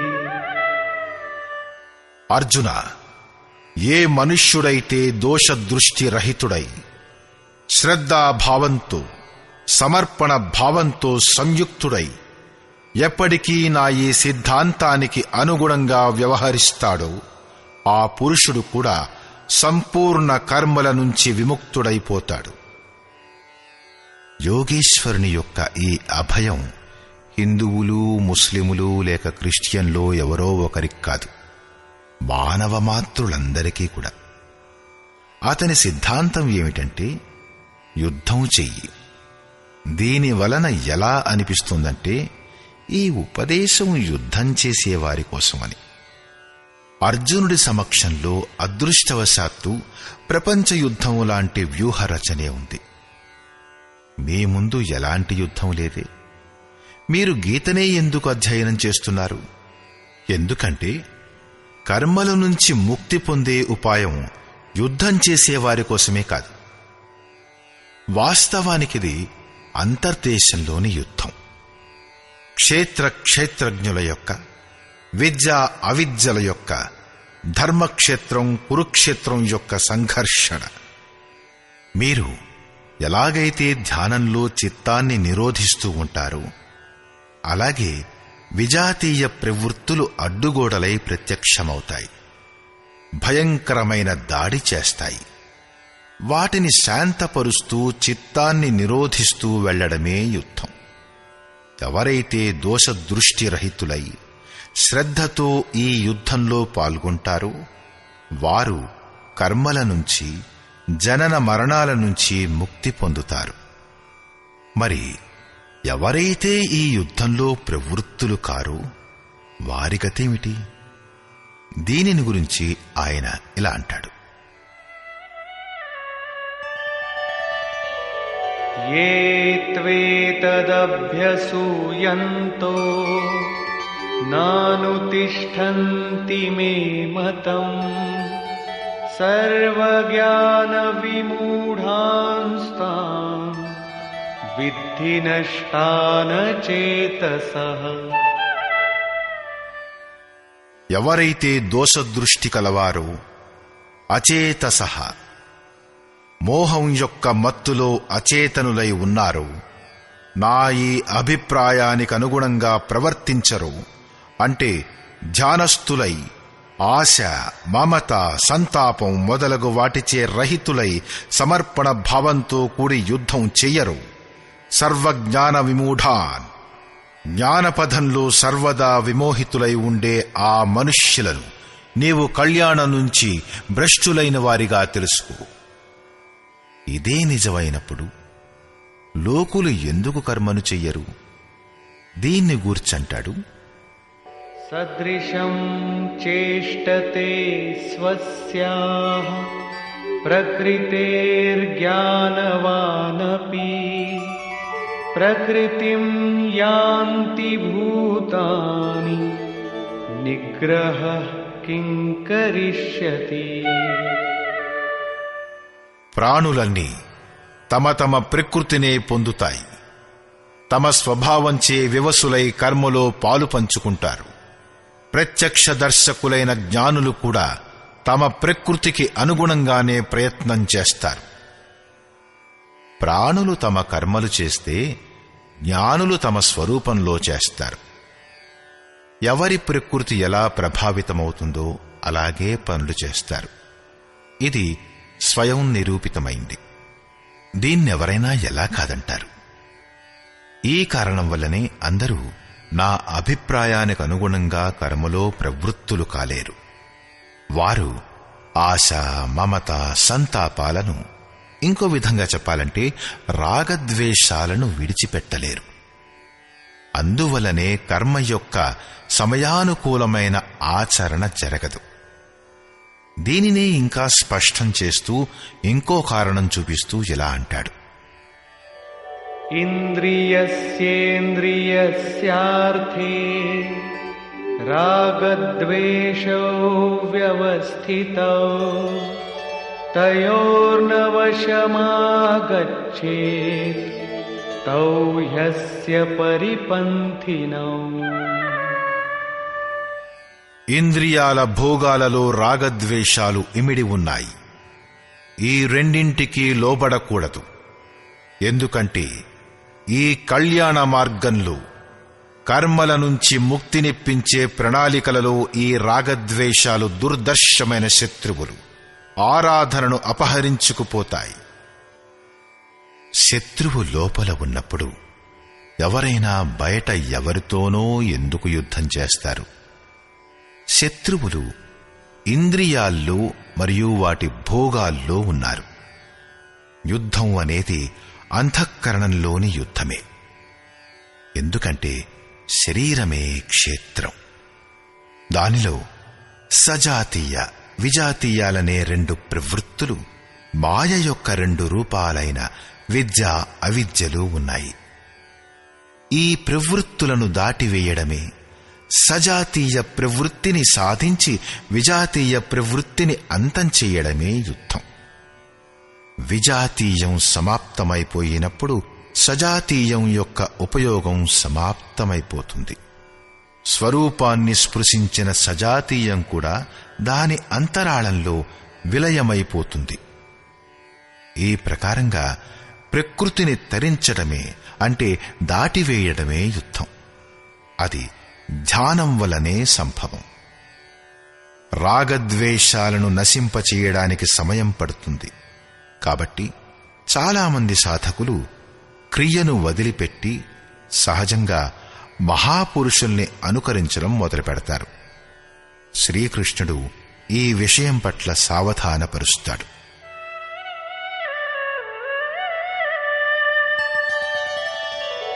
శ్రేయాన్ స్వధర్మో విగుణః పరధర్మాత్ స్వనుష్ఠితా స్వధర్మే నిధనం శ్రేయః పరధర్మో భయావహ. ఒక సాధకుడు 10 సంవత్సరాల నుండి సాధన చేస్తున్నాడనుకోండి. రెండో సాధకుడు ఈ రోజే సాధనలో ప్రవేశించాడనుకోండి. ఇద్దరి యొక్క సామర్థ్యం ఒక్కలాగే ఉండదు. ఆరంభిక సాధకుడు మొదటివాణ్ణి అనుకరిస్తే తాను నష్టమైపోతాడు. దీన్ని గూర్చి శ్రీకృష్ణుడు ఇలా అంటాడు: బాగుగా ఆచరణ చేసినటువంటి ఇతరుల ధర్మం కన్నా గుణరహితమైనదైనా సరే స్వధర్మమే అధిక ఉత్తమమైనది. స్వభావం నుంచి ఉత్పన్నమైన కర్మలో సాధకుణ్ణి ప్రవృత్తం చెయ్యగల సామర్థ్యమే స్వధర్మం. తమ సామర్థ్యాన్ని బట్టి కర్మలో ప్రవృత్తమయ్యే సాధకుడు ఏదో ఒకరోజు తరించిపోగలడు. కాబట్టి స్వధర్మాచరణంలో మరణించడం కూడా కళ్యాణకారకమవుతుంది. ఎక్కడైతే సాధనను వదిలివేయడం జరుగుతుందో, శరీరం దొరికిన తర్వాత మళ్లీ అక్కడి నుంచే ప్రారంభం చేయడం జరుగుతుంది. ఆత్మ మరణించదు.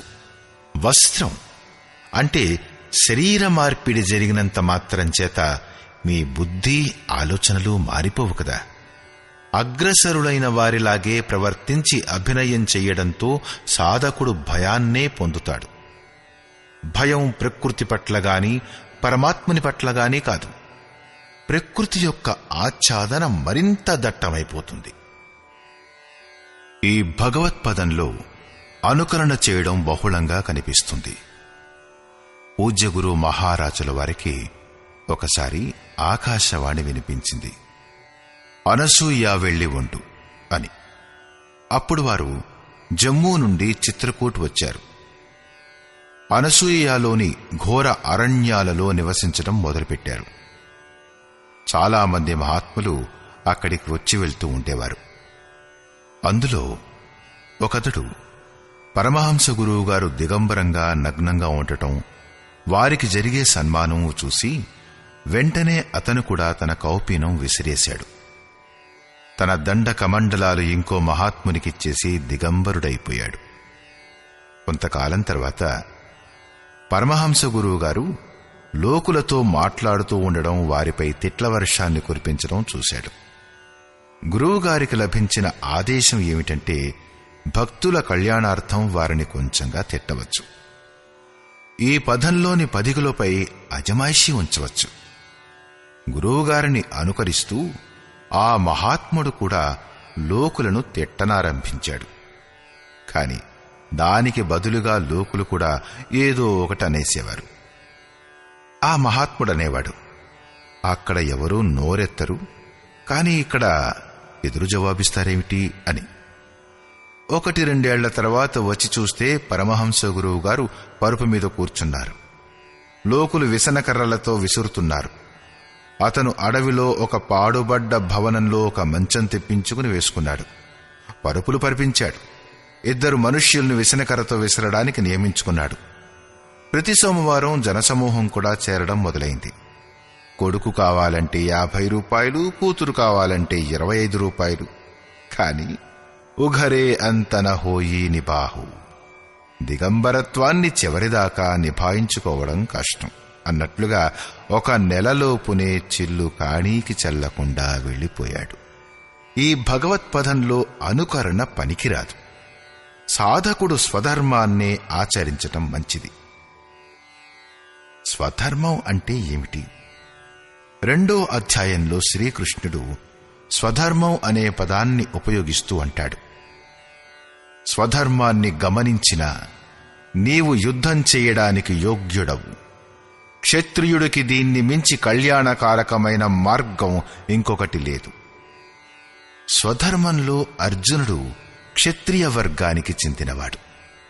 దాన్ని వివరిస్తూ ఇలా అంటాడు, అర్జున, బ్రాహ్మణుడైన వానికి వేదాల ఉపదేశాలు క్షుద్ర జలాశయంతో సమానం. నీవు వేదాల కంటే పైకి ఎదుగు, బ్రాహ్మణుడివి కమ్ము. అంటే స్వధర్మంలో మార్పు సంభవమే. మళ్ళీ అంటాడు, రాగద్వేషాలకు వశం కాకు, వాటిని నాశనం చెయ్యి. స్వధర్మమే శ్రేయస్కరం. అర్జునుడు ఒక బ్రాహ్మణుణ్ణి అనుకరించాలన్నది అతని ఆశయం కాదు. ఒకే కర్మపథాన్ని మహాపురుషులు 4 వర్గాలుగా విభజించారు: నికృష్టం, మధ్యమం, ఉత్తమం, అత్యుత్తమం.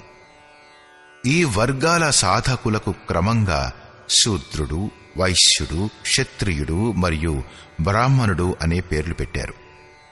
శూద్రుని సామర్థ్యంతో కర్మ ఆరంభించబడుతుంది.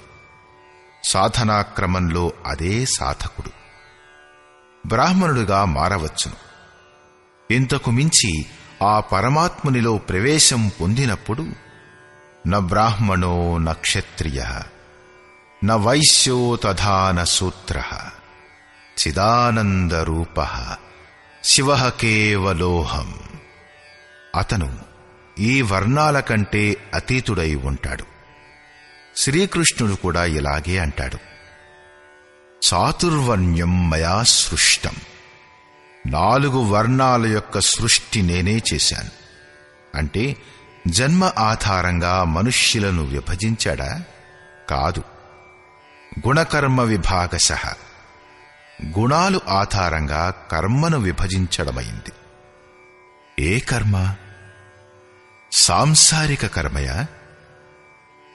శ్రీకృష్ణుడంటాడు, కాదు, నియత కర్మ. నియత కర్మ ఏమిటి? అది యజ్ఞం యొక్క ప్రక్రియ.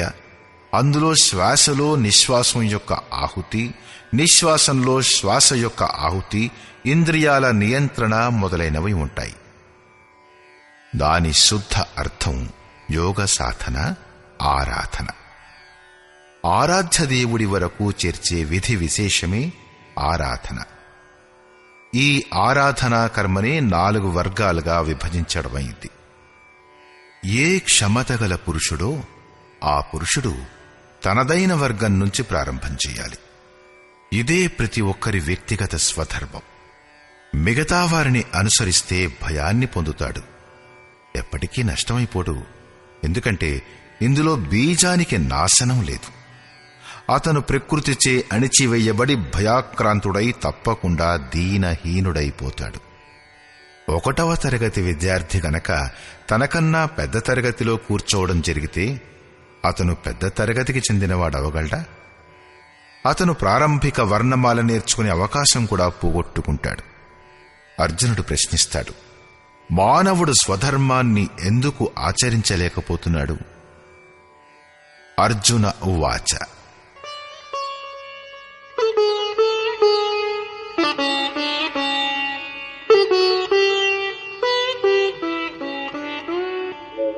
అథ కేన ప్రయుక్తోయం పాపం చరతి పూరుషః అనిచ్ఛన్నపి వార్ష్ణేయ బలాదివ నియోజితః. హే శ్రీకృష్ణ, మరి ఆ పురుషులు బలవంతంగా లాక్కొచ్చినట్లుగానే వద్దనుకుంటూనే కూడా ఎవరి ప్రేరణ వలన పాపాన్నాచరిస్తారు? మీ అభిప్రాయానికి అనుగుణంగా ఎందుకు నడవలేరు? ఇది విని యోగేశ్వరుడైన శ్రీకృష్ణుడు ఇలా అంటాడు. శ్రీ భగవానువాచ.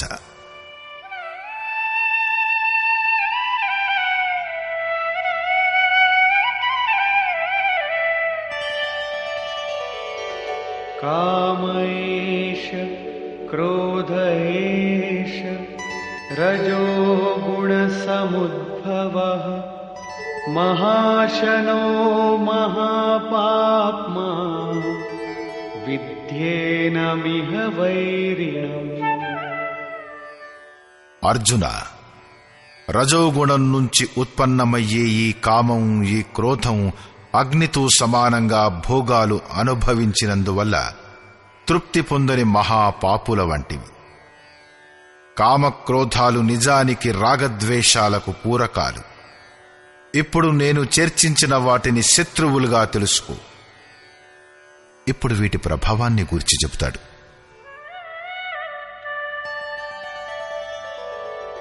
ధూమేనావ్రియతే వహ్ని యథాదర్శో మలేన చ యథోల్బేనావృతో గర్భః తథా తేనేదమావృతం. ఎలాగైతే పొగ వలన అగ్ని మరియు మలినము వలన దర్పణం కప్పబడతాయో, ఎలాగైతే మావి వలన గర్భం కప్పబడి ఉంటుందో, సరిగ్గా అలాగే కామక్రోధాది వికారాలచే ఈ జ్ఞానం కప్పబడి ఉంటుంది. తడిసిన కర్రల్ని మండిస్తే పొగే వస్తుంది. అగ్ని మంటల రూపాన్ని దాల్చలేదు. మాలిన్యం కప్పబడిన అద్దంలో ఏ ప్రకారంగా ప్రతిబింబం స్పష్టంగా కనపడదో, మావి కారణంగా ఏ ప్రకారంగా గర్భం కప్పబడి ఉంటుందో, అలాగే ఈ వికారాలు ఉంటూ ఉండగా పరమాత్ముని యొక్క ప్రత్యక్ష జ్ఞానం ఉదయించదు.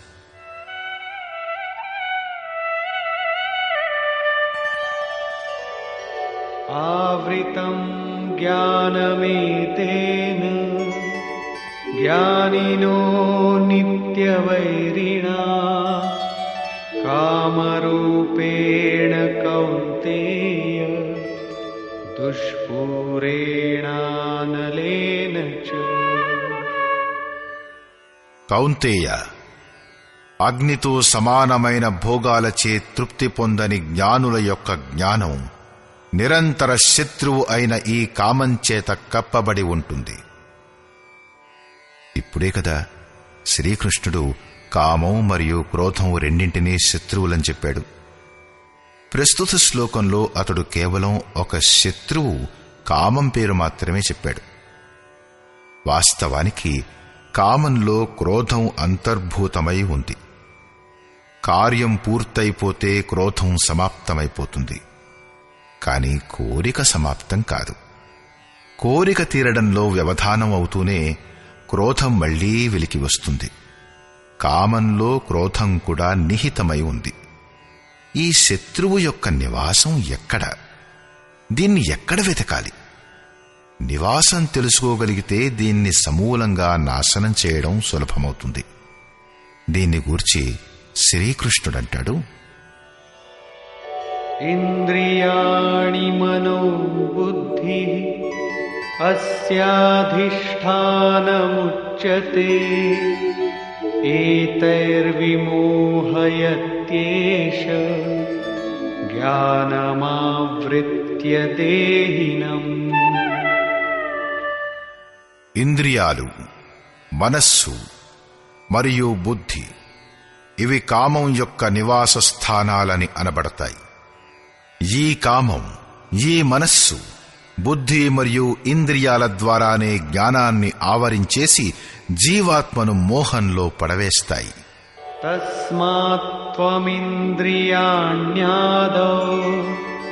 నియమ్య భరతర్షభ పాప్మానం ప్రజహియేనం జ్ఞాన విజ్ఞాననాశనం. కాబట్టి అర్జున, నీవు మొదట ఇంద్రియాల్ని నియంత్రణ చెయ్యుము. ఎందుకంటే శత్రువు వీటిలో దాగి ఉన్నాడు. అతడు నీ శరీరం లోపల ఉన్నాడు. బయట వెతికితే అతను ఎక్కడా దొరకడు. ఇంద్రియాల్ని వశపరుచుకుని జ్ఞానం మరియు విజ్ఞానాన్ని నాశనం చేసే ఈ కామాన్ని చంపుము. ఇది హృదయ దేశానికి, అంతర్జగత్తుకి సంబంధించిన యుద్ధం. కామం సులభంగా పట్టుపడదు. కాబట్టి వికారాల నివాస స్థానాన్ని ముట్టడించు. ఇంద్రియాల్నే అదుపులో పెట్టు. కాని ఇంద్రియాలను మరియు మనస్సుని వశం చేయడం చాలా కష్టమైన పని. అలా మనం చేయగలమా?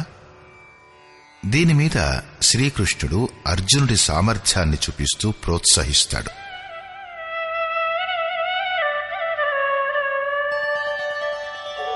ఇంద్రియాణి పరాణ్యాహు ఇంద్రియేభ్యః పరం మనః మనసస్తు పరా బుద్ధిః యో బుద్ధేః పరతస్తు సః. అర్జున, ఈ శరీరం కంటే ఇంద్రియాలు అతీతమైనవి, సూక్ష్మమైనవి మరియు బలమైనవని తెలుసుకో. ఇంద్రియాల కంటే అతీతమైనది మనస్సు. ఇది వాటికంటే బలమైనది. మనస్సు కంటే అతీతమైనది బుద్ధి. మరి ఆ బుద్ధి కంటే అత్యంత అతీతమైనది నీ యొక్క ఆత్మ. కాబట్టి ఇంద్రియాలను, మనస్సును మరి బుద్ధిని వశం చేసుకోవడంలో సమర్థుడవు కమ్ము.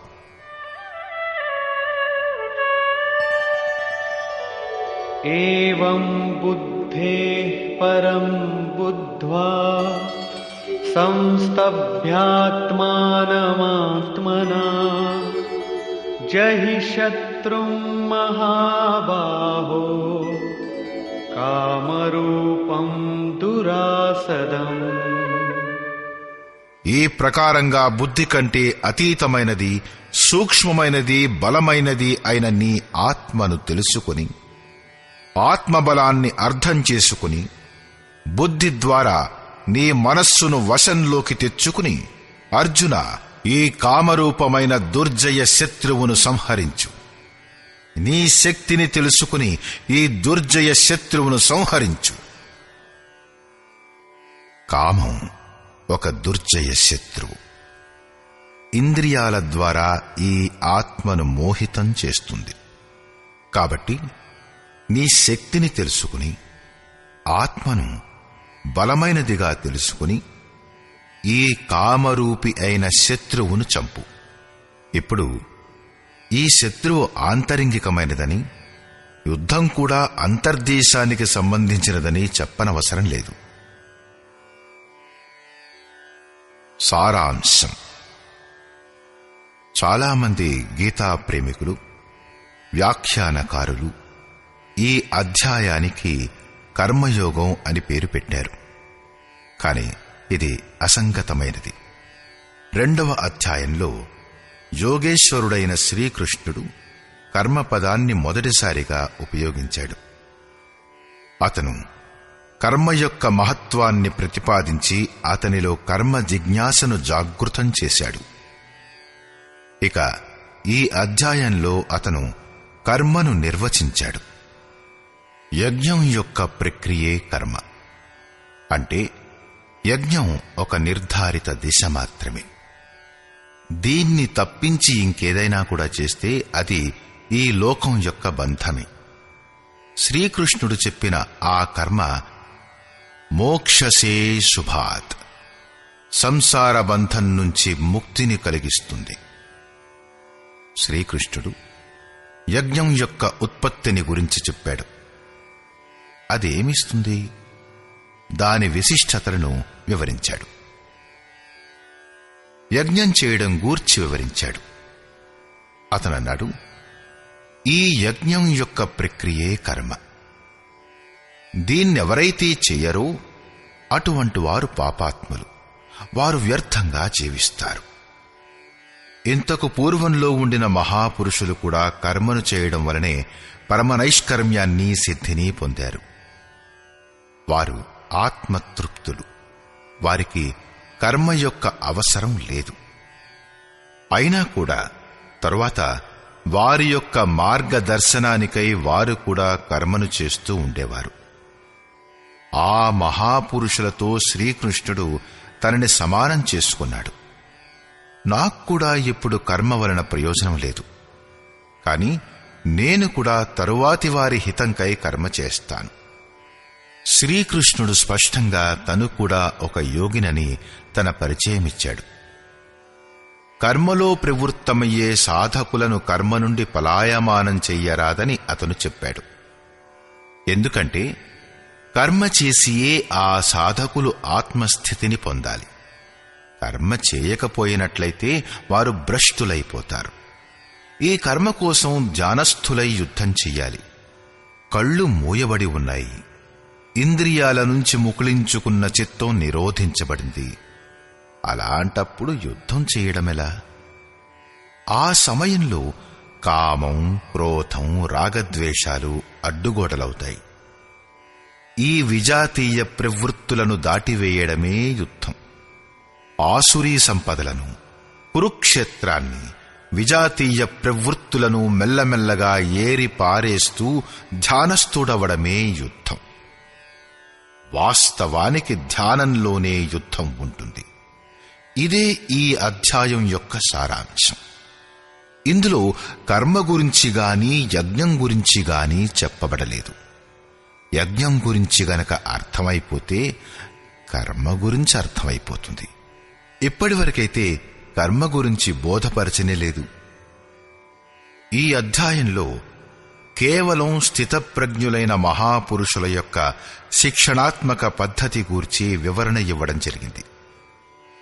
ఇవి గురుజనులకై ఇవ్వబడిన సూచనలు. కర్మ చేయకపోయినా కూడా వారికి హాని లేదు.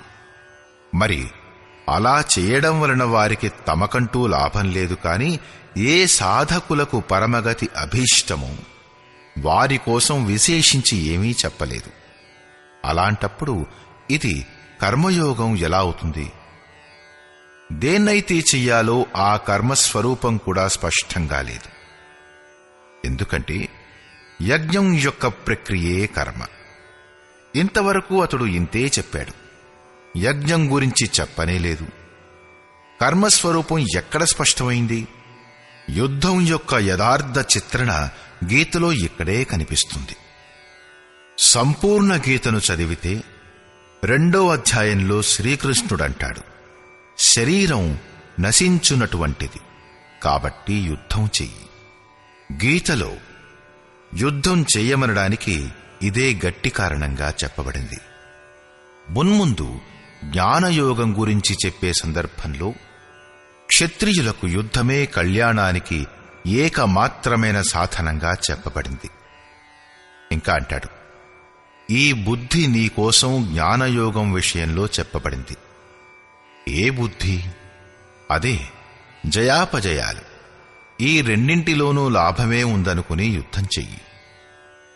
మళ్లీ 4వ అధ్యాయంలో అంటాడు, యోగంలో స్థితుడవై హృదయంలో స్థితమైన నీ ఈ సంశయాన్ని జ్ఞానరూపమైన ఖడ్గంతో నరుకు.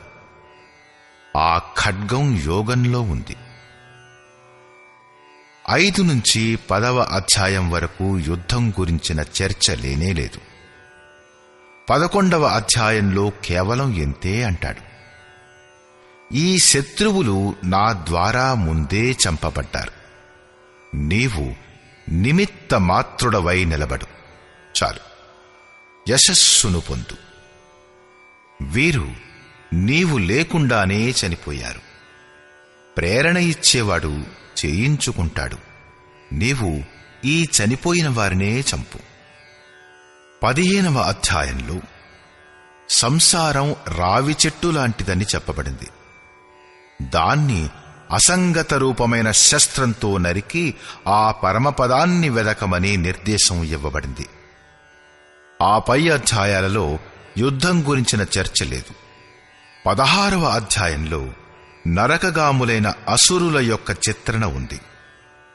3వ అధ్యాయంలోనే యుద్ధం గూర్చి విశదీకరించబడింది. శ్లోకం 30 నుంచి శ్లోకం 43 వరకు యుద్ధం యొక్క స్వరూపం, దాని అనివార్యత, యుద్ధం చేయని వారి వినాశనం, యుద్ధంలో మరణించే శత్రువుల పేర్లు, వారిని చంపడానికి తమ శక్తిని ఆహ్వానించటం మరియు నిశ్చయంగా వారిని నరికి పారేయడం గురించిన వివరణ ఉంది. ఈ అధ్యాయంలో శత్రువులు మరియు వారి ఆంతరిక స్వరూపం స్పష్టంగా ఇవ్వబడింది. వారి వినాశనానికి ప్రేరణ ఇవ్వబడింది. కాబట్టి ఓం తత్సదితి శ్రీమద్భగవద్గీతాసూపనిషత్సు బ్రహ్మ విద్యాయాం యోగశాస్త్రే శ్రీకృష్ణార్జున సంవాదే శత్రువినాశ ప్రేరణం నామ తృతీయోధ్యాయః.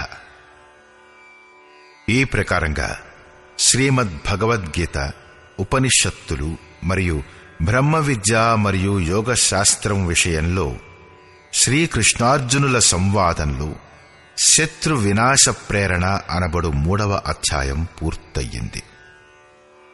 ఇతి శ్రీమత్ పరమహంస పరమానందస్య శిష్య స్వామి అడగడానంద కృతే శ్రీమద్భగవద్గీతాయాః యథార్థగీతా భాష్యే శత్రు వినాశ ప్రేరణ నామ తృతీయోధ్యాయః.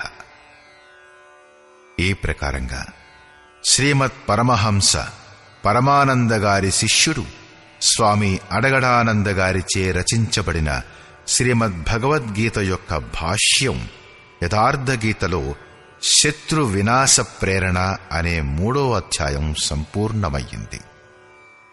హరి ఓం తత్స్.